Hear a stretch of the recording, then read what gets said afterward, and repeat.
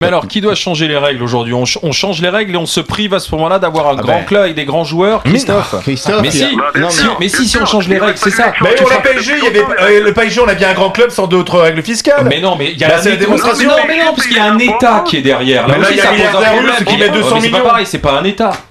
Mais si. Le PSG paye les impôts en France pour ses joueurs. Mais non, pas pour tous ces joueurs, Christophe, vous le savez. Mais non, pas pour tous ces joueurs. Pour Beckham, c'était pas ça. Mais Beckham, il n'était pas payé, enfin.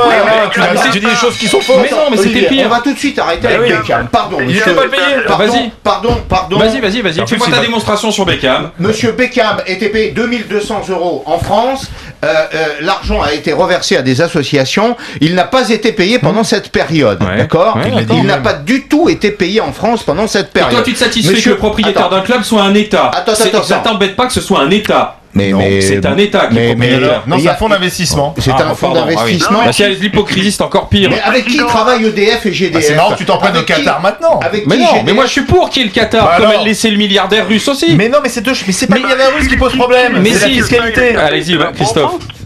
S'il est si riche que ça, ce milliardaire russe, il a qu'à acheter Nice. des impôts en France. Oui, c'est ça, exactement. Mais écoutez, Monaco, ce sont des conventions fiscales qui ont été ratifiées il y a 50 ans. Aujourd'hui, on veut les revoir. Alors allez-y, revoyez. Alors Monaco, je suis dans le championnat de France.